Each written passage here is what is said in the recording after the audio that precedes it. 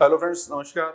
10 minutes GK series में India के constitution की बात चल रही थी। भारत के संविधान के भागों में पांचवा भाग, जो सबसे बड़ा भाग है, उसमें करीबन 100 आर्टिकल है। उस पर हमने चर्चा की। उसके 3 भाग हैं: संघ की कार्यपालिका, संघ की विधायिका, संघ की न्यायपालिका। संघ की कार्यपालिका यानी यूनियन एग्जीक्यूटिव के 5 पार्ट हमने कर लिए। अब संघ की विधायिका चल रही है। इसमें भी हमने लोकसभा और राज्यसभा का इंट्रोडक्टरी सेशन कर लिया। आज हम बात करेंगे कि संसदीय प्रक्रिया कैसे चलती है, पार्लियामेंट्री प्रोसीजर कैसे चलता है। इसको इंट्रोडक्टरी लेवल पर, परिचय के स्तर पर समझने का प्रयास करेंगे, ताकि आगे की जो बातें वो हमें एडवांस लेवल पे समझ में आ जाए। तो एक चीज हमें समझनी आवश्यक है कि जो भारत की संसद है, इंडिया का जो पार्लियामेंट्री सिस्टम है, उसके 2 सबसे इंपॉर्टेंट काम रहते हैं। वैसे तो बहुत से काम है, 10-12 काम है, लेकिन 2 सबसे प्राइमरी काम है। पहला काम है कि संसद को माना जाता है भारत में सूचना का सबसे प्रामाणिक स्रोत। भारत में जो जितनी भी तरह की इंफॉर्मेशन डिसेमिनेट होती है, सरकार की तरफ से जाती है, वो सबसे प्रामाणिक वही मानी जाती है जो संसद में दी जाती है। सबसे बड़ा किसी भी भारत में अगर किसी भी स्तर पर देखा जाए तो संसद सूचना का सबसे बड़ा माध्यम माना जाता है, प्रेस से भी बड़ा।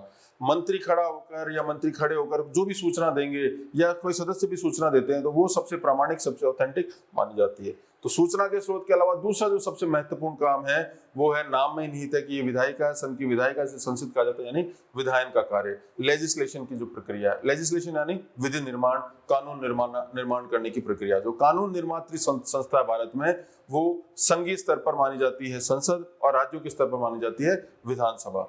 तो संसद की बात हो रही है। संसद ने कैसे धीरे धीरे अपने आप को केंद्रीय कार्यपालिका से अलग किया आजादी से पहले कैसे संघ की कार्यपालिका के जो अतिरिक्त सदस्य होते थे उसमें विधि का सदस्य जुड़ा। विधि का काम, कानून बनाने का काम टेक्निकल होता है, इसलिए बाद में मैकाले और अन्य सदस्य जुड़े, और फिर धीरे धीरे कैसे उसने संसद की शक्ल ली, वो हम पहले में चर्चा कर चुके हैं। आज हम बात करेंगे किस किस तरह से कानून बनाए जाते हैं।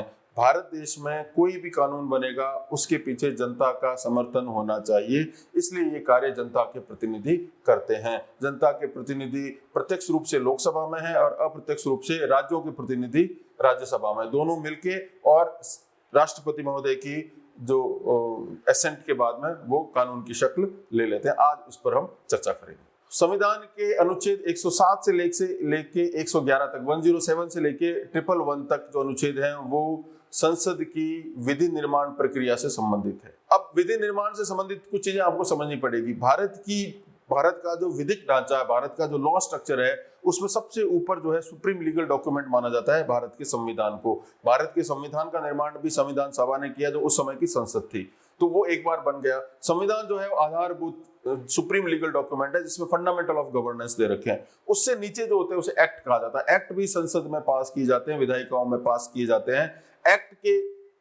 एक्ट जो बनते हैं वो दोनों सदन से पास होने के बाद में राष्ट्रपति की जब मोहर लग जाती है तो एक्ट बन जाते हैं। एक्ट के बाद में उससे संबंधित रूल बनते हैं, रूल के बाद में उनसे संबंधित विनियम बनते हैं, रेगुलेशंस बनते हैं, और फिर उससे रिलेटेड ऑर्डर्स निकलते हैं। तो एक ही प्रेसिडेंस बना हुआ है, एक जो हेरारिकल स्ट्रक्चर है वो भी हमें समझना पड़ेगा। संविधान से नीचे एक्ट, कोई भी एक्ट ऐसा नहीं होगा जो संविधान से विरुद्ध हो, और एक्ट के अधीन कोई भी ऐसा नियम नहीं बनेगा, कोई भी ऐसा रूल नहीं बनेगा जो एक्ट के अधीन, जो एक्ट की बातों का विरोधाभासी हो। तो आप एग्जाम्पल के लिए समझिए कि हमारे संविधान में जो पार्ट 9 है, 9वां पार्ट है, जो वो पंचायतों से रिलेटेड है, तो पंचायत का प्रावधान संविधान में दिया हुआ। अब उन पंचायत से संबंधित जो भी प्रावधान दिए गए हैं उससे संबंधित भारत में जो पंचायत एक्ट बना है वो उससे हमेशा जो है मेल खाता हुआ होना चाहिए। उसमें किसी प्रकार का कोई भी कॉन्ट्राडिक्शन नहीं होना चाहिए।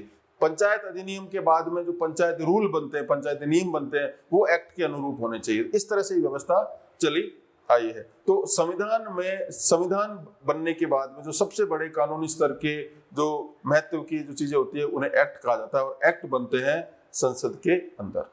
अब एक्ट बनने के लिए, किसी भी कानून को बनने के लिए, किसी भी एक्ट को या अधिनियम को बनने के लिए एक प्रक्रिया से गुजरना पड़ता है। वो प्रक्रिया अलग अलग तरह की होती है। तो वो जो एक्ट बनते हैं वो सबसे पहले उसको प्रस्तावित किया जाता है, उसे विधेयक कहा जाता है। एक्ट पहले विधेयक होता है, जब वो लोकसभा और राज्यसभा में अनिवार्य मेजोरिटी से पास हो जाता है और फिर राष्ट्रपति के साइन हो जाते हैं, उस पर हस्ताक्षर हो जाते हैं, मोहर लग जाती है, उनका एसेंट कंसेंट मिल जाता है, तो वो एक्ट बन जाता है। लेकिन पहले एक्ट बनने से पहले वो विधेयक कहलाता है। विधेयक 2 प्रकार के होते हैं। एक तो है उनकी नेचर के आधार पर कि उनको कौन संसद में लेके आ रहा है, किसी भी सदन में लेके आ रहा है, एक तो वो आधार है। दूसरा बिल्स को बांटने का जो तरीका है वो है कि उसकी प्रक्रिया कौन सी है। तो सबसे पहला जो आधार है वो है कि विधेयक को कौन लेके आ रहा है, बिल को कौन लेके आ रहा है। तो विधेयक और बिल को लाने वाले अगर सरकारी व्यक्ति हैं, मंत्री परिषद के व्यक्ति हैं, तो वो सरकारी विधेयक कहलाएगा, क्योंकि मंत्री परिषद के जो सदस्य होते हैं वो संसद के सदस्य भी होने चाहिए। तो वो अगर कोई बिल पेश करते हैं तो उसको गवर्नमेंट बिल कहा जाता है, सरकारी बिल कहा जाता है। इसके अलावा जो भी कोई बिल पेश करेगा उसे प्राइवेट बिल कहा जाता है। तो प्राइवेट बिल 99% प्राइवेट बिल जो होते हैं वो कभी भी पास नहीं होते। उसका रीजन ये है कि लोकसभा में जो सत्तारूढ़ दल है उसी की मेजोरिटी होती है, और सत्तारूढ़ दल के जो मंत्री परिषद के सदस्य हैं वो हमेशा सरकारी बिल लेके आते हैं, प्राइवेट बिल नहीं लेके आते। इसलिए प्राइवेट बिल का या निजी विधेयक का पास होना लगभग न के बराबर रहता है। अब ये जो प्राइवेट बिल होते हैं या गैर सरकारी विधेयक होते हैं, इनको संसद में लाने के लिए 1 महीने का पहले अर्ली नोटिस देना पड़ता है। ये जितने भी निजी बिल या गैर सरकारी विधेयक होते हैं, प्राइवेट बिल होते हैं, इनका जो मेन इंटेंट बहुधा जो रहता है, जनरली जो रहता है वो रहता है सरकार की नीतियों की आलोचना करना। अब चूंकि सरकार वो है जिसकी लोकसभा में मेजोरिटी है, इसलिए ये बिल कभी भी जो है पास नहीं हो पाते। बहुत रेयर ऐसे ओकेजन हुए हैं जब पास हुए हैं, कोई प्राइवेट बिल पेश किया गया हो, बाद में सरकार को ऐसा लगा हो कि ये सही बिल है और वो उसको सपोर्ट करते। जब भी प्राइवेट बिल पेश किया जाता है तो फिर वो एक समिति के पास जाता है, और समिति ये देखती है कि प्राइवेट बिल का या जो निजी विधेयक है या गैर सरकारी विधेयक है ये अपने क्षेत्राधिकार से बाहर की चीज तो इस विधेयक में नहीं है। उसके बाद में उस पर चर्चा की जाती है। सामान्यतः ये माना जाता है, संसदीय प्रक्रिया हमारे यहाँ है कि शुक्रवार के दिन प्राइवेट बिल पर चर्चा हो। तो ये तो वर्गीकरण प्राइवेट बिल और सरकारी बिल, निजी बिल और सरकारी बिल, उन पर। दूसरा जो वर्गीकरण है वो है कि प्रोसीजर क्या है बिल को पास कराने का। बिल को पास कराने के प्रोसीजर के आधार पर, कौन सी प्रक्रिया से वो बिल पास होगा, विधेयक पास होगा, उसके आधार पर 4 प्रकार के विधेयक होते हैं। पहला जो विधेयक होता है उसे कहा जाता है ऑर्डिनरी बिल, यानी साधारण विधेयक। ज्यादातर इसी तरह के विधेयक होते हैं। दूसरा जो है वो कहलाता है धन विधेयक, यानी मनी बिल। तीसरे प्रकार के जो विधेयक होते हैं उन्हें कहा जाता है फाइनेंशियल बिल, यानी वित्त विधेयक। और चौथे प्रकार के होते हैं उसे कहा जाता है कॉन्स्टिट्यूशनल अमेंडमेंट बिल, यानी संविधान संशोधन विधेयक। बहुत सी ऐसी किताबें जिसमें 3 ही प्रकार के विधेयक आपको सुनने को मिलेंगे। उसमें फाइनेंशियल और मनी बिल को एक साथ मर्ज कर देते हैं, लेकिन दोनों में बहुत फर्क होता है। वो एक एक करके इसको डिटेल में देखेंगे। तो 4 प्रकार के विधेयकों में पहला विधेयक जो है वो ऑर्डिनरी बिल है, साधारण विधेयक है। इसके बारे में हम थोड़ी सी चर्चा करेंगे और आगे के पार्ट में एक एक करके एक एक बिल की तफसील में चर्चा करेंगे। आज की बात ऑर्डिनरी बिल के बारे में, साधारण विधेयक के बारे में, वो कैसे कैसे पास होता है और कैसे कैसे आपको किन किन चीजों का ध्यान रखना चाहिए। अब ऑर्डिनरी बिल संसद में जब पेश किया जाता है, वो किसी भी सदन में पेश किया जा सकता है। उसे सरकारी आदमी भी पेश कर सकता है, प्राइवेट सांसद जो है, जो सत्तारूढ़ दल में नहीं है, वो भी पेश कर सकता है।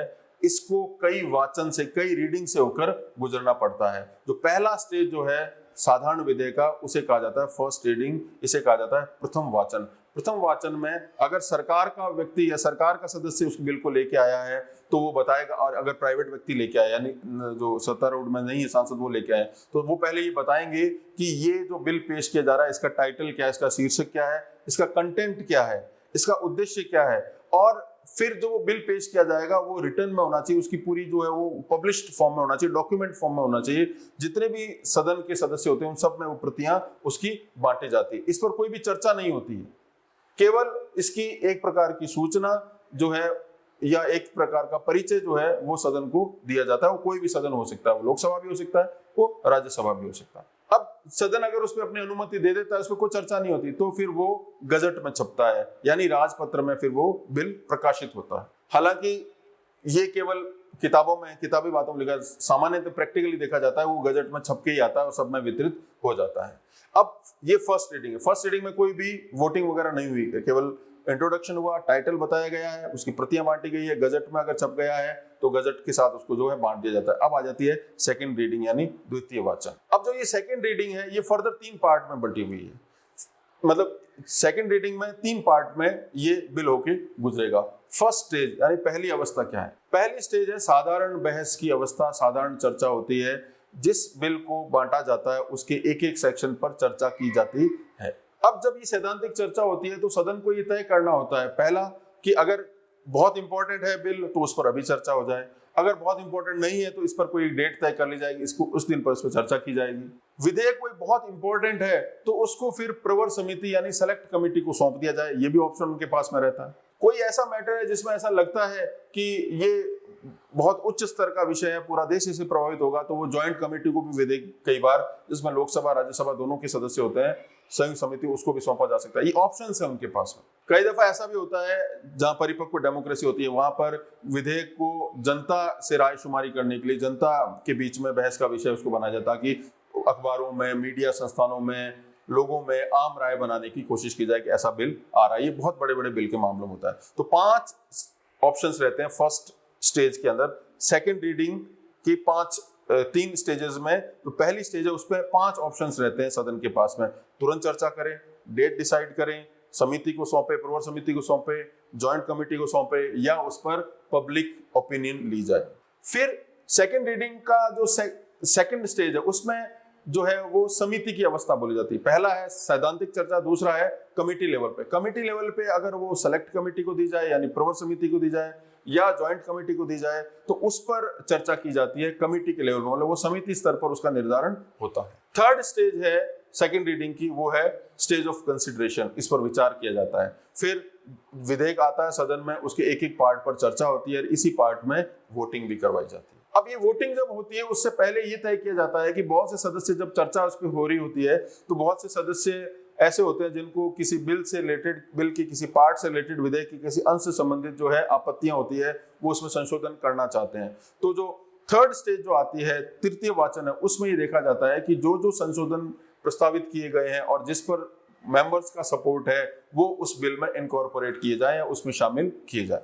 सेकेंड जो रीडिंग है और थर्ड रीडिंग में फर्क है कि सेकंड रीडिंग में बिल के किसी पार्ट को स्वीकार या अस्वीकार किया जाता है, जबकि थर्ड रीडिंग में पूरे बिल को सांगोपांग या तो एक्सेप्ट किया जाएगा या रिजेक्ट किया जाएगा। ये दोनों में फर्क है। तो first reading, second reading, third reading और फोर्थ रीडिंग में ये तय किया जाता है कि बिल को पास करने के बाद में दूसरे हाउस में, दूसरे सदन में भेजा जाता है। अगर लोकसभा ने पास किया तो राज्यसभा में जाएगा, अगर राज्यसभा ने पास किया है तो लोकसभा में जाएगा। दूसरे हाउस में भी जाएगा तो सेम वही प्रक्रिया होगी जो दूसरे और तीसरे वाचन में हुई है। दूसरे और तीसरे पार्ट में जो प्रक्रिया पहले के सदन में अपनाई गई है वो दूसरे सदन में भी अपनाई जाएगी। अब मान लो कोई बिल लोकसभा से पास होकर राज्यसभा में गया है तो राज्यसभा ने दूसरा और तीसरा पास प्रोसेस जो स्टेज है वो करेंगी, तो उनके पास में क्या ऑप्शन रहेंगे? पहला कि जो पहले वाले सदन ने जो बातें कही है उसको स्वीकार कर ले और स्वीकार करके पहले वाले सदन में वापस भेज दे। दूसरा ऑप्शन ये है कि सदन, जो दूसरा सदन है उसमें कुछ संशोधन करे और संशोधन सुझाव देके पहले वाले हाउस में भेज दे, क्योंकि जहां से बिल इनिशिएट होगा उसके बाद एक बार दोबारा जाना चाहिए। तीसरा है, इस ऑप्शन ये है कि दूसरा हाउस जो है उसको एक्सेप्ट ही नहीं करे, अस्वीकार कर दे। और चौथा है कि वो बिल जो है वो दूसरे हाउस में पड़ा रहे, उसमें कोई चर्चा ही नहीं। अब जो पहली और दूसरी कंडीशन है जिसमें स्वीकार कर लिया, भेज दिया, या कुछ संशोधन सुझाव दिए, वो भेजे और वो पहले वाले हाउस ने एक्सेप्ट कर लिए, तो ऐसा माना जाता है कि बिल पास हो गया, फिर वो राष्ट्रपति की साइन के लिए चला जाता है। और तीसरी और चौथा ऑप्शन, एक रिजेक्ट करने वाला और एक जो है बिल पर कोई चर्चा ही नहीं की, अगर 6 महीने तक बिल पड़ा रहा तो वो भी माना जाता है कि ये बिल जो है वो पास करना नहीं चाहते। तो इस स्टेज को माना जाता है कि दोनों सदनों के बीच में एक डेडलॉक आ गया है, दोनों के बीच में एक गतिरोध आ गया है। तो ऐसी अवस्था से निपटने के लिए आर्टिकल 108 कहता है कि जब भी साधारण विधेयक को लेकर दोनों सदनों के बीच में गतिरोध हो, डेडलॉक हो, तो राष्ट्रपति 108 अनुच्छेद की शक्तियों का प्रयोग करते हुए संसद की संयुक्त सिटिंग को बुला सकता है, ज्वाइंट सिटिंग को बुला सकता है, जिसकी अध्यक्षता लोकसभा का स्पीकर करेगा और फिर वो पास होगा। अब एक बात आपको ध्यान रखने की, ज्वाइंट सिटिंग केवल ऑर्डिनरी बिल में ही पॉसिबल है, कॉन्स्टिट्यूशन अमेंडमेंट बिल, संविधान संशोधन विधेयक में भी नहीं है और मनी बिल में भी नहीं है। तो ये रही जो है फर्स्ट हाउस और सेकंड हाउस। अब थर्ड जो स्टेज रहती है, जिनके जो हम मानेंगे कि भाई अब क्या होगा लास्ट स्टेज में उस बिल के साथ, वो जाता है राष्ट्रपति के पास में साइन होने के लिए। राष्ट्रपति की अनुमति आवश्यक है किसी भी विधेयक को, बिल को एक्ट बनने के लिए, विधेयक को अधिनियम बनने के लिए। हमारे संविधान का आर्टिकल 111 इसके बारे में चर्चा करता है कि जब भी कोई बिल रिक्वायर्ड मेजोरिटी से पास होकर आता है राष्ट्रपति के पास में, तो राष्ट्रपति के पास में अलग अलग प्रकार के विकल्प रहते हैं। पहला विकल्प है साइन कर दे, वो बिल एक्ट बन जाएगा। दूसरा है उसको रिजेक्ट कर दे, यानी वीटो करेगा। और तीसरा है कि रिकंसिडरेशन के लिए वापस संसद में उस बिल को भेज दे लेकिन वो बिल अगर दोबारा पास होके आ जाता है तो फिर राष्ट्रपति को उस पर हस्ताक्षर करने पड़ते हैं। तो ये 3 विकल्प राष्ट्रपति के पास में रहते हैं। अब जो सेकंड विकल्प है जिसे वीटो कहा जाता है, इस वीटो पर हमने काफी तफसील से इस पर चर्चा कर ली। अलग अलग प्रकार के वीटो क्या होते हैं, absolute veto, qualified veto, suspensive veto, pocket veto, वो राष्ट्रपति वाली जो सीरीज है उस पर आपको उसके बारे में मिल जाएगा। लेकिन एक चीज आपको फंडामेंटली क्लियर ये होनी चाहिए कि राष्ट्रपति वही कार्य करता है जो मंत्रिपरिषद उसको सलाह देती है। अब मंत्रिपरिषद कौन है? मंत्रिपरिषद तब तक मंत्रिपरिषद है जब तक उसकी लोकसभा में मेजोरिटी है। अब जिस पार्टी की लोकसभा में मेजोरिटी है उसी की सरकार है, तो बिल लोकसभा से पास ही होके आया है, तो ये अपने आप में अंडरस्टूड है कि राष्ट्रपति उस पर वीटो नहीं करेंगे। बहुत ही rarest of the rare case ऐसे होते हैं जिसमें राष्ट्रपति वीटो करते हैं। उस पर हमने राष्ट्रपति वाली जो हमारा जो लेक्चर था उसमें उस पर चर्चा की हुई है। तो आज के लिए इतना ही ऑर्डिनरी बिल। बाकी 3 बिल जो है हम आगे के पीरियड में करेंगे। शुक्रिया।